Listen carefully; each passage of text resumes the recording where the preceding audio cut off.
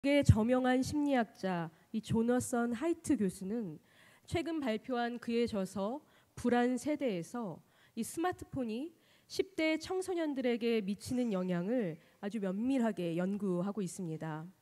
연구 결과 2010년을 기준으로 특히 페이스북과 인스타그램이 10대 사이에서 크게 유행하기 시작한 2012년 이후에 미국 청소년들의 자해 및 자살, 우울 및 불안, 그리고 정신병원 입원율은 극적으로 증가하였습니다. 그의 표현대로 마치 스위치를 켜듯이 2012년 이후에 이 청소년들의 정신적 문제는 가파르게 상승하였고, 특히 10대 여자 청소년들의 상승률은 아주 압도적이었습니다. 남자 청소년들의 경우 여자 청소년들보다는 그 상승폭이 다소 낮기는 했지만 2010년 이전과 비교하였을 때 남자 청소년 경우도 역시 상당한 이 심각한 정신적 어려움을 겪고 있는 것으로 확인되었습니다. 이러한 결과를 바탕으로 하이트 박사는 1990년 중반에 태어난 세대들을 통칭하는 이 Z세대가 현재 극도로 불행한 상태에 있다고 진단합니다.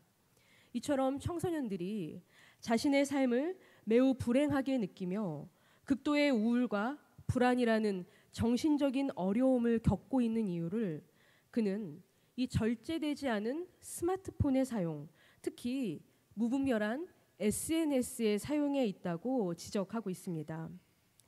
왜 스마트폰과 SNS가 청소년들의 정신 건강에 이토록 부정적인 영향을 미치는 것일까요? 일단 이 중독적인 요소가 강한 미디어의 세계에 한번 빠져들기 시작하면 현실 세계를 등한시하게 되고, 그로 인하여서 그 시기에 또래 친구들과 이루어야 할 이 발달 가업을 제대로 이루어내지 못하게 된다는 것이죠. 또한 아직 뇌가 성장하고 있는 청소년 시기는 기억력, 사고력, 인내력, 그리고 이 감정과 현실의 문제를 대응하는 능력 등 인간의 고차원적인 문제를 관장하는 이 전두엽의 발달이 이루어지는 시기입니다.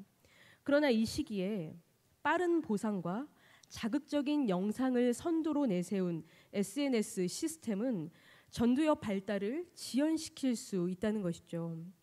또한 청소년들이 SNS를 통해 너무나 쉽게 아주 폭력적이고 아주 선정적인 영상들에 노출될 수 있는 위험이 있고, 특히 이 순간을 포착하는 사진을 기반으로 하여 즉각적인 인기에 아주 민감하게 반응하는 이 SNS의 속성은 많은 청소년들을 SNS 화면 속 등장하는 수천 명의 사람들과 자기 자신을 비교하게 만든다는 것입니다.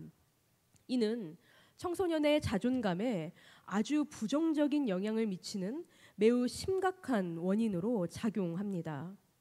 결국 한 인간으로서 그리고 사회 공동체의 일원으로서 마땅히 발달시켜야 하는 부분을 제대로 발달시키지 못하고 아이들은 이 SNS 속의 환상적인 이미지에서 헤어나오지 못한 채 스마트폰에 손발이 묶여 살아가고 있다는 것입니다.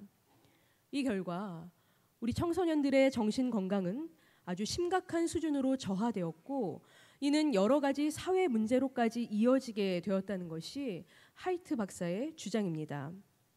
그래서 미국에서는 이와 같은 사태의 위험성을 감지한 청소년들과 청년들 그리고 학부모들이 인터넷 커뮤니티를 조직하여서 다수의 IT 기업과 또한 미국 정부를 향해 청소년들의 SNS 사용 규제에 대한 대책 및 입법안을 추진해 줄 것을 강력하게 요청하고 있습니다. 또한 미국을 포함한 여러 나라에서는 아이들을 스마트폰에서 해방시키기 위한 실천적이고 집단적인 움직임이 일어나고 있는데요. 왜냐하면 부모들 개인의 힘으로는 아이들의 스마트폰 사용을 조절하는 것이 매우 어렵기 때문입니다. 이 하이트 박사는 적어도 스마트폰 사용은 만 12세 이후에, 그리고 SNS 사용은 만 16세 이후에, 가능하다면 성인이 된 이후에 SNS를 사용할 것을 아주 강력하게 주장하고 있습니다. 여러분, 오늘 이 예배에는 우리 청소년부 아이들도 함께 참여하고 있는데요. 지금 위에서 우리 아이들이 열심히 지금 설교를 듣고 있습니다. 그런데 우리 아이들의 원성이 지금 여기까지 들리는 것 같습니다. 아니, 목사님, 왜 그걸 얘기하셔서 지금 엄마 아빠가 다 듣고 있는데 왜 굳이 그걸 지금 이야기하시는 거예요? 라고 우리 아이들이 지금 저에게 이야기하고 있는 것 같습니다. 여러분, 저는 청소년부를 담당하는 사역자인데요. 제가 청소년부 사역을 하면서 가장 놀라는 것 중에 하나는 정말 아이들의 손에서 이 스마트폰이 떠나는 시간이 없다는 것입니다. 이 뭘 그렇게 열심히 보는지 우연히 보게 되면 대부분 게임 혹은 인스타그램 그리고 유튜브라는 것이죠. 그런데 저는 단지 우리 청소년들뿐만 아니라 여기 모이신 성인 여러분에게도 묻고 싶습니다. 여러분은 페이스북이나 유튜브 그리고 인스타그램 등의 이 SNS의 영향력 아래에서 얼마나 자유로우십니까? 돈이 만능이 되는 세상, 그리고 인기는 곧 돈과 직결되는 요즘 세상에서 SNS는 아주 막강한 도구가 되었습니다. 그렇기 때문에 이 SNS를 돈벌이 수단으로 이용하는 사람들은 자신들의 모습을 더더욱 매력적으로 꾸며내어 끊임없이 사람들의 욕망을 자극합니다. 우리는 나도 모르는 사이에 화면 속 처음 본 누군가의 삶을 동경하고 흠모하게 되는 것이죠.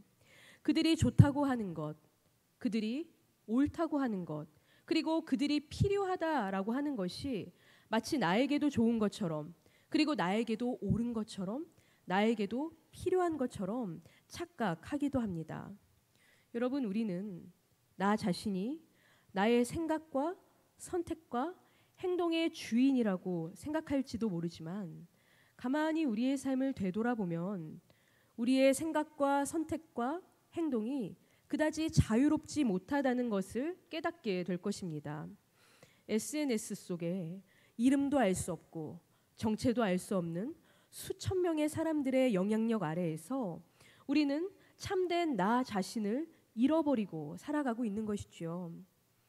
요즘 따라 유난히 나 자신이 초라하게 느껴지고 나 자신이 부족한 사람으로 느껴지고 또한 내 삶이 별 볼 일 없이 느껴진다면 우리는 SNS의 막강한 영향력 아래에 놓여 있는 또 하나의 희생자일 수도 있습니다. 그러나 여러분, 우리는 누구입니까? 우리는 하나님의 형상대로 창조받은 인간들 아닙니까? 이 말은 우리에게는 하나님께서 창조해 주신 나 나름대로의 모습이 있다는 것입니다. 나 나름대로 살아내야 할 나만의 삶, 하나님께서 창조해 주신 나만의 삶이 있다는 것입니다. 또한 내가 지켜내야 할 나만의 가치들이 있다는 것이죠. 그렇기 때문에 하나님께서 창조하신 저와 여러분의 삶은 결코 초라하지도 부족하지도 별 볼 일 없지도 않습니다. 하나님 안에서 우리는 유일하고 고유하고 자유로운 한 명의 사람입니다. 그러나 SNS를 비롯하여 이 돈과 아주 밀접하게 결탁되어 있는 이 세상의 여러 가지 것들은 우리의 삶에서 이러한 자유와 고유성을 빼앗아가고 있다는 것이죠. 과연 나는 지금 어떠한 영향력 아래에서 살아가고 있는가? 나는 과연 지금 무엇에 사로잡혀 있는가? 여러분, 우리가 깨닫지 못한다면 하나님께서 창조하신 참된 나를 발견하기란 매우 어려울 것입니다. 오늘 우리가 읽은 이 마가복음 말씀에서 예수님께서는 제자들과 함께 갈릴리 호수 이 서편에 위치한 데가볼리라는 지역으로 가셨습니다. 이 당시 데가볼리는 주로 그리스와 로마에서 이주해 온 그 사람들이 살던 이 이방인 지역으로서 그리스 로마 문화의 그 영향력 아래에 있던 도시였습니다. 그리스 로마의 신들을 모시는 신전이 이 데가볼리 지역에 다수 있었고 또한 이 신전 제사에 사용되는 제물이 돼지였기 때문에 이 데가볼리에 사는 사람들은 주로 돼지를 치는 일을 그들의 생업으로 삼고 있었습니다. 예수님께서 데가볼리의 거라사 지역에 도착하셨을 때 마을 밖 무덤 사이에서 사는 더러운 귀신 들린 사람과 만나는 것이 바로 오늘 성경의 내용인데요. 여러분, 여기서 그가 더러운 귀신에 들렸다는 것은 그의 영혼이 깨끗하지 않은 상태에 있었다는 것을 의미합니다. 한글 성경에는 귀신으로 번역된 이 그리스어 단어 푸뉴마의 정확한 뜻은 영혼입니다. 이 푸뉴마는 하나님께서 태초에 인간을 창조하시고 최초로 불어넣어 주신 하나님의 숨, 히브리어 루아흐와 같은 의미의 단어입니다. 곧 푸뉴마, 그의 영혼이 깨끗하지 않았다는 것은 하나님의 형상을 따라 창조되어 하나님의 숨결을 부여받은 그의 영혼과 인격이 오염되어 있었다는 것을 의미합니다. 이 하나님께서 창조하신 유일하고 고유하며 자유로운 한 인간으로 살아가지 못하고 있는 그의 현실을 지금 보여주고 있는 것입니다. 이런 그에게는 특징이 있었습니다. 첫째로 그는 무덤 사이에 살고 있었습니다.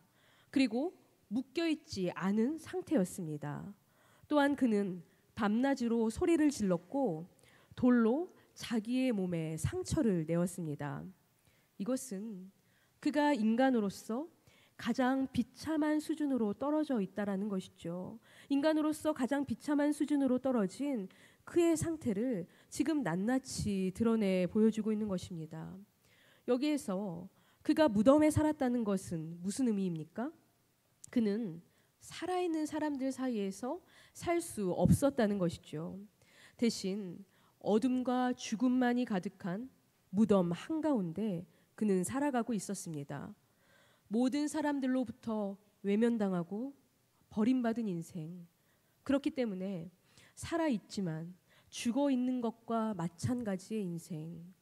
그는 그 어둡고 습하고 무서운 곳에서 홀로 더러운 영을 껴안은 채 아주 외롭게 살아가고 있었습니다. 이 사람들은 그를 쇠사슬로 묶어두려 했습니다. 그러나 그는 쇠사슬도 끊고 쇠거랑도 부수었습니다.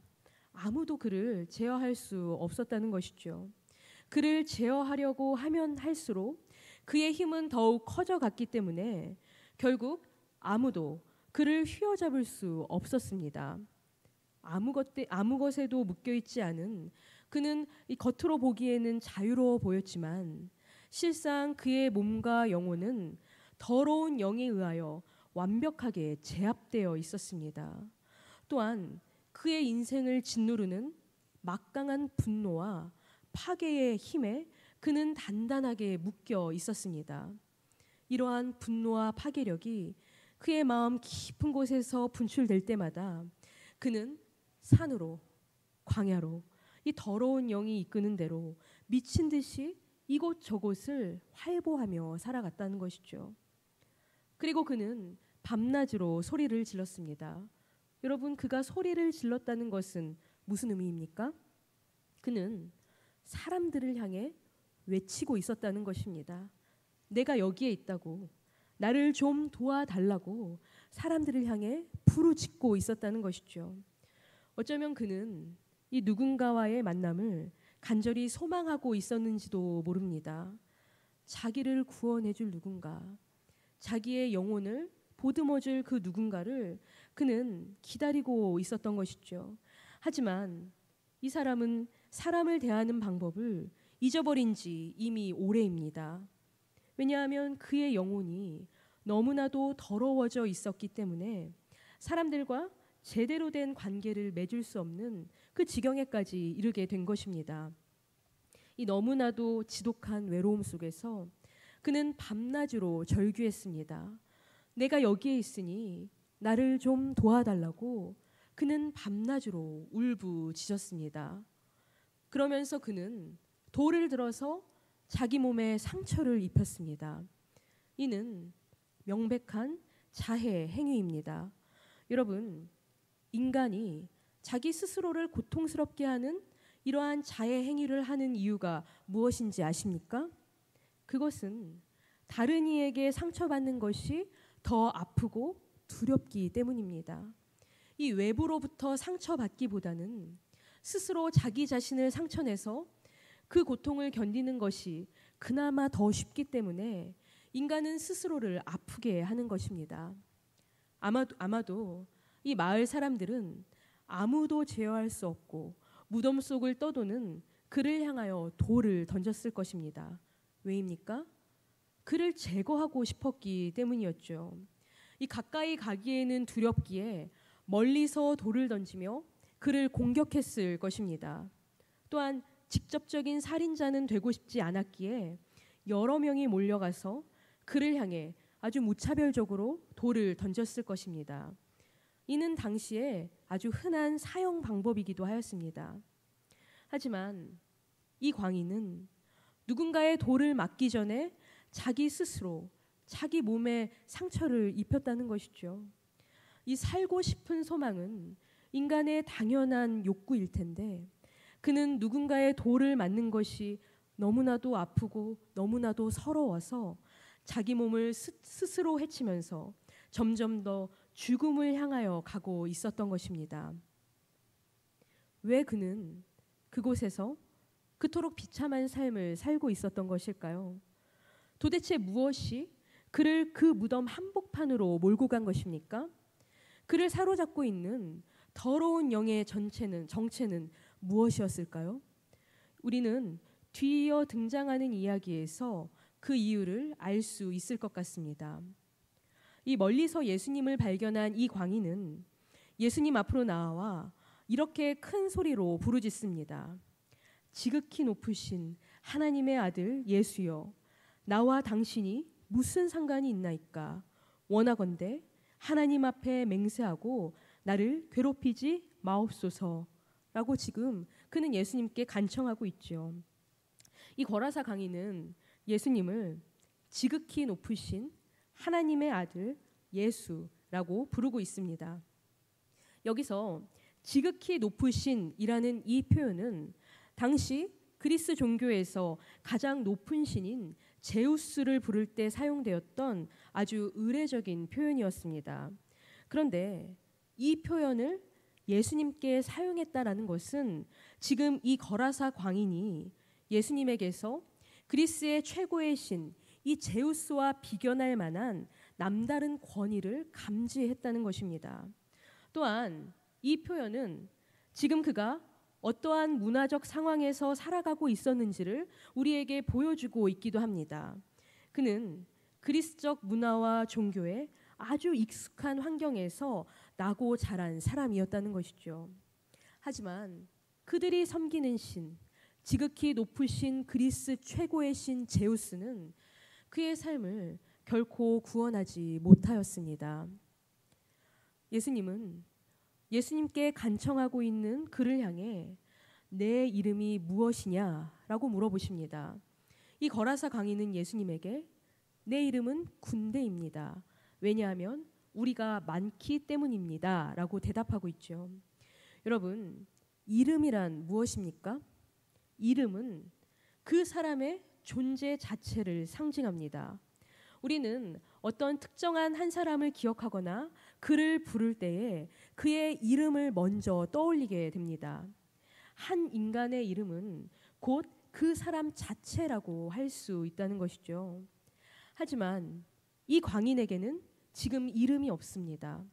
이 말은 이름을 빼앗겼다는 것이고 그의 이름을 빼앗겼다라는 것은 그의 자아가 도둑 맞았다는 것을 의미합니다.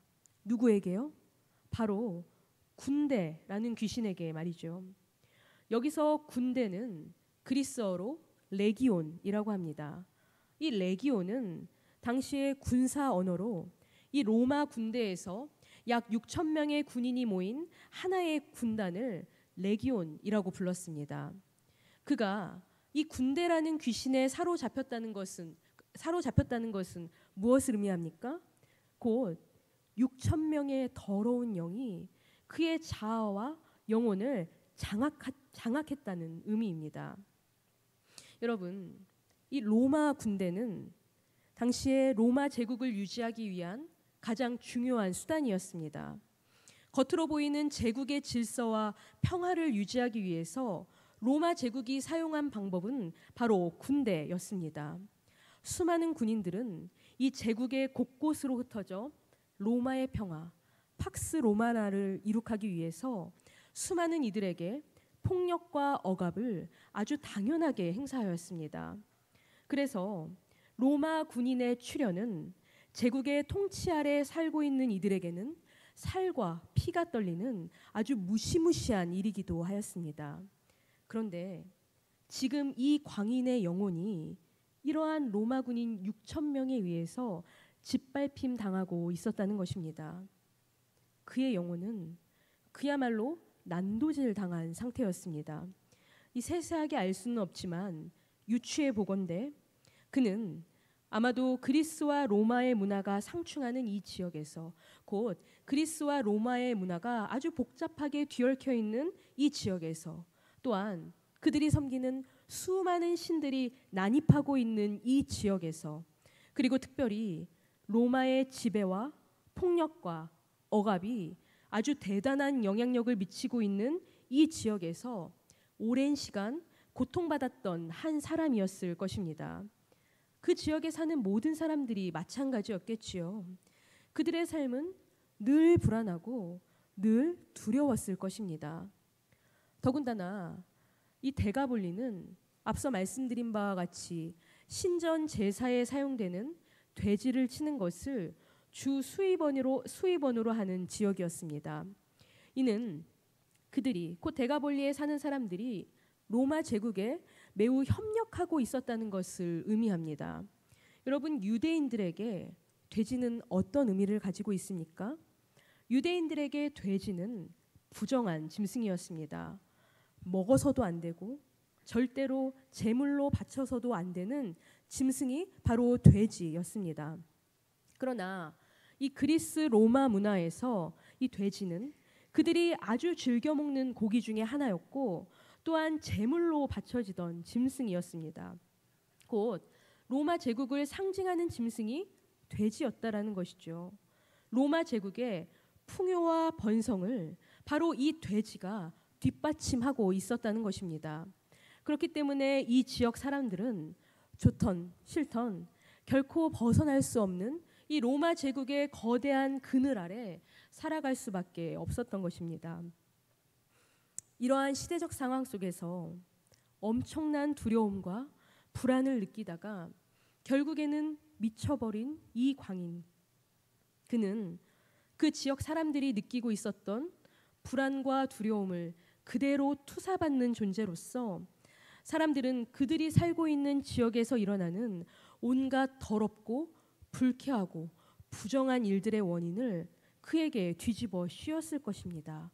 저 사람 때문에, 저 귀신 들린 사람 때문에, 저 광인 때문에 지금 이러한 일들이 우리에게 일어났다, 이렇게 그 지역 사람들은 생각했을 거라는 말이죠.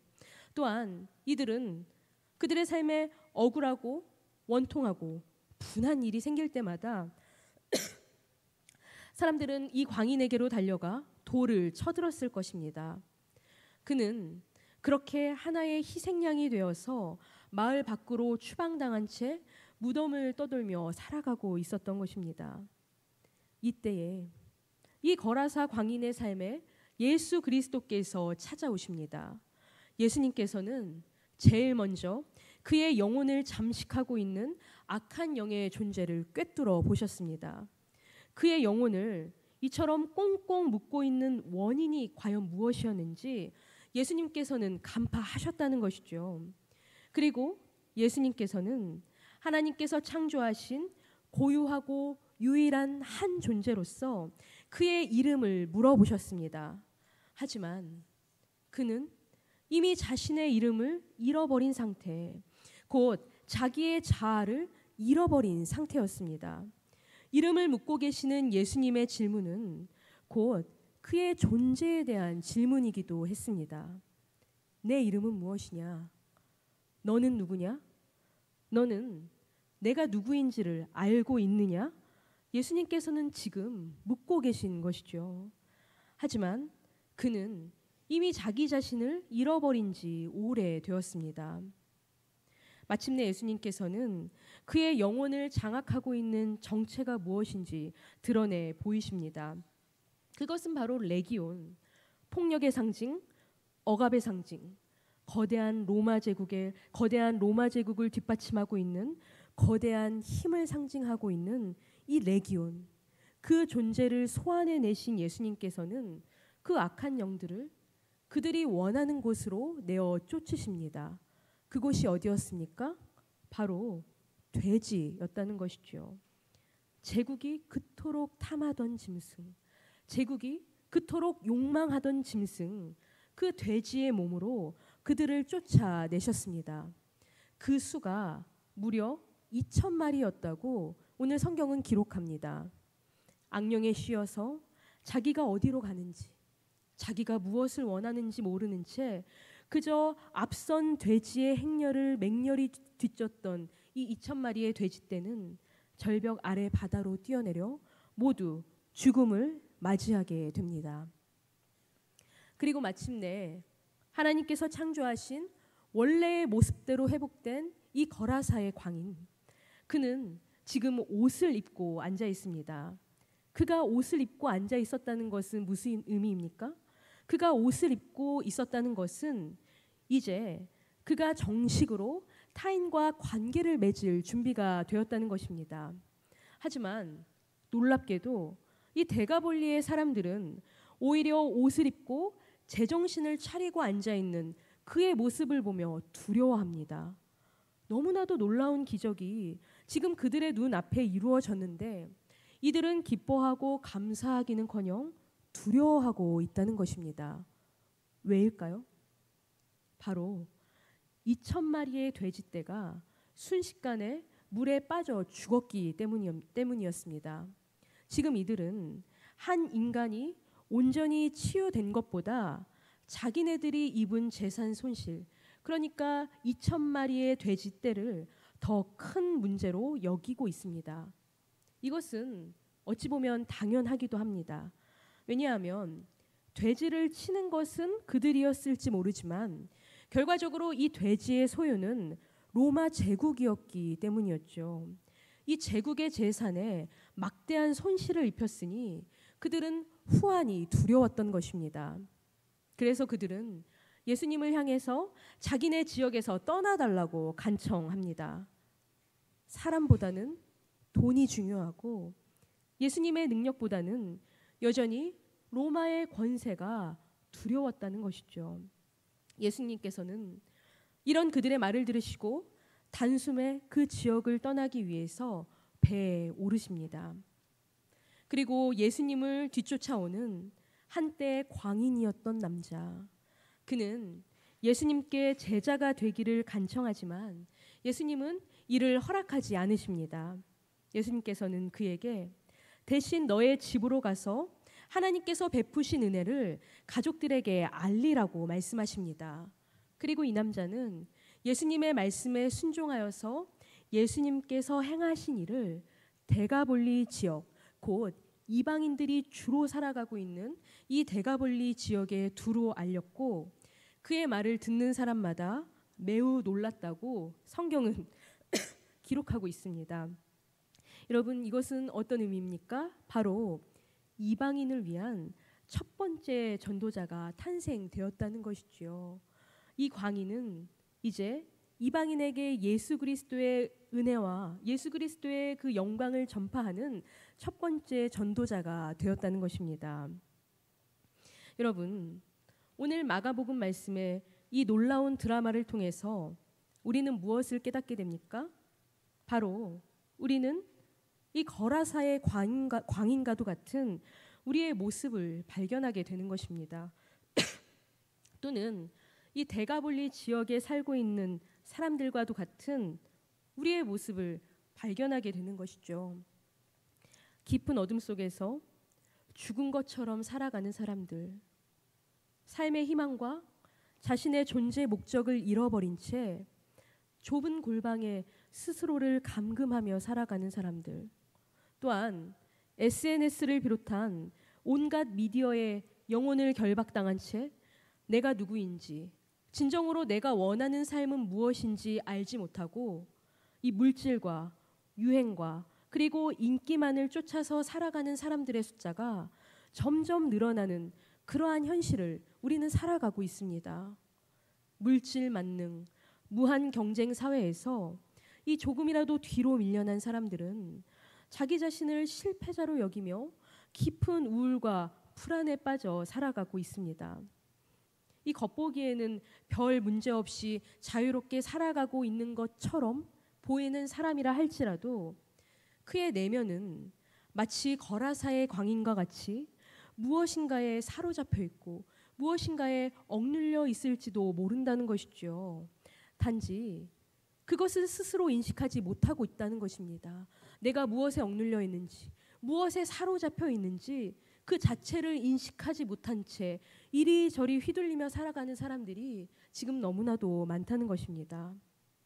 그리고 이런 이들을 멀리서 지켜보는 사람들, 대가볼리의 지역 주민들처럼 그들 역시 혹시라도 이 사회의 주변부로 밀려난 이들, 그러니까 사회에서 루저, 실패자라고 손가락질하며 사회의 주변부, 그 음침한 곳으로 밀어버린 그 사람들로 인하여서 자기의 삶이 피해당할까 봐 두려워하며 살아가고 있다는 것이죠.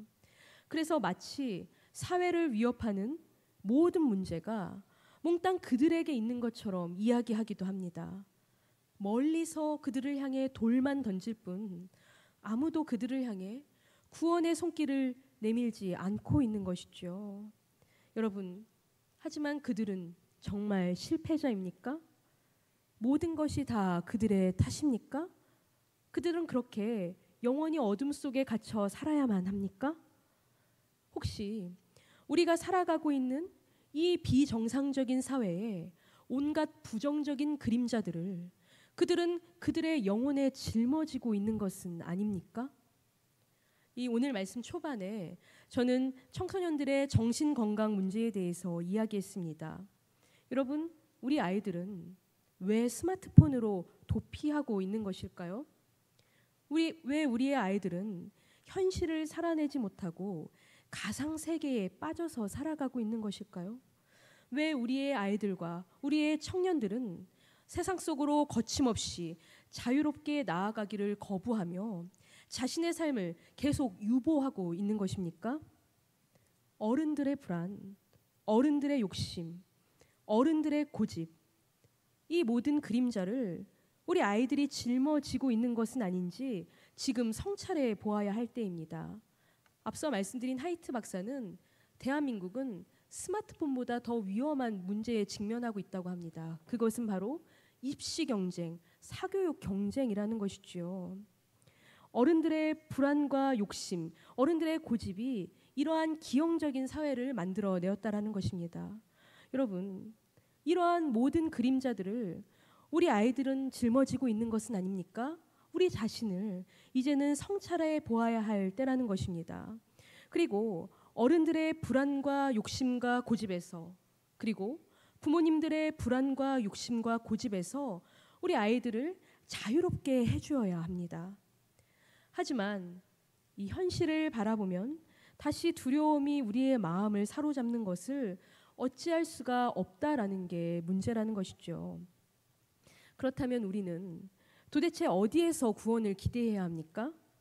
어떻게 해야 이 모든 두려움과 불안의 속박에서 벗어나서 우리가 진정으로 자유로워질 수 있을까요? 오늘 성경은 우리에게 말합니다. 예수 그리스도, 지극히 높으신 하나님의 아들 예수 그리스도만이 우리의 삶을 구원해 주실 수 있다고, 오직 예수 그리스도만이 우리의 삶을 자유롭게 해주실 수 있다고 오늘 성경은 우리에게 증언하고 있는 것이죠. 여러분, 예수 그리스도 앞에 정직하게 선 사람은 자기의 삶을 꽁꽁 사로잡고 있는 정체가 과연 무엇인지 발견하게 됩니다. 지금 나를 강하게 압도하고 있는 이 불안과 두려움의 정체가 무엇인지 비로소 깨닫게 됩니다. 왜냐하면 예수 그리스도는 우리가 하나님의 형상으로 창조된 인간답게 살아갈 수 있도록 우리를 해방시키시고 우리를 자유롭게 하시는 분이시기 때문이지요. 예수님께서는 바로 우리에게 이러한 해방과 자유를 주시기 위하여서 십자가에 달려 돌아가셨다는 것입니다. 그러므로 예수 그리스도 앞에서 우리는 비로소 안심하며 나의 가면, 그러니까 나를 가리고 나를 치장하기 위해 내가 쓰고 있던 그 나의 가면을 벗을 수 있게 되는 것입니다. 그리고 그 가면 속에 숨겨져 있던 나의 맨 얼굴이 도대체 어떠한 불안과 두려움으로 얼룩져 있었는지를 발견할 수 있게 되는 것입니다. 여러분, 우리의 이런 부끄러운 모습이 주님 앞에 드러나는 것에 대해 염려하지 마십시오. 우리의 상하고 아픈 영혼이 치유되는 길은 바로 여기에서부터 시작합니다. 이 거라사 광인 안에 자리 잡고 있던 이 군대의 정체가 밝혀졌을 때 그는 비로소 치유될 수가 있었습니다. 오늘 우리 주님 앞에 정직한 모습으로 나아가는 모든 이들에게 이 거라사 광인을 치유하신 우리 예수님의 능력이 함께 하실 줄 믿습니다. 우리를 해방하시고 구원하시는 주님의 능력, 지극히 높으신 하나님의 아들 우리 주 예수 그리스도의 능력이 우리의 삶을 온전하게 하실 것입니다. 그러므로 사랑하는 동일교회 성도 여러분, 오늘만큼이라도 우리의 구원자 되시는 예수 그리스도 앞에 정직하게 서 보십시오. 오늘 예수님께서 여러분에게 너의 이름이 무엇이냐 이렇게 물으신다면 여러분은 무엇라고 대답하시겠습니까? 여러분은 정직하고 당당하게 여러분의 이름과 여러분의 존재를 예수님 앞에 말할 수 있으십니까? 만약 그렇지 않다면 지금 우리 앞에 계신 주님께 주님, 무엇이 나를 이토록 불안하게 하는 것입니까? 무엇이 이토록 나의 삶을 바짝 옭아매고 있는 것입니까? 나의 삶을 이렇게 끝없는 우울과 절망으로 몰아가고 있는 정체는 과연 무엇입니까? 우리는 질문할 수 있어야 합니다. 그리고 주님께 주님 나의 삶을 회복시켜 주옵소서, 나의 삶을 해방시켜 주시고 자유롭게 하여 주시옵소서 우리는 기도할 수 있어야 합니다. 여러분, 이 시간 우리 함께 우리의 구원자 되시는 그 주님의 도우심을 간구하며 함께 찬양하고 기도하기를 원합니다. 우리가 이 시간 함께 주는 완전합니다 찬양 부를 텐데요. 찬양의 가사처럼 주님, 우리는 연약합니다. 우리는 오늘을 하루를 힘겨워하며 살아가고 있습니다. 우리는 부족합니다. 주님, 저를 도우시옵소서 간구하는 마음으로 함께 찬양합시다.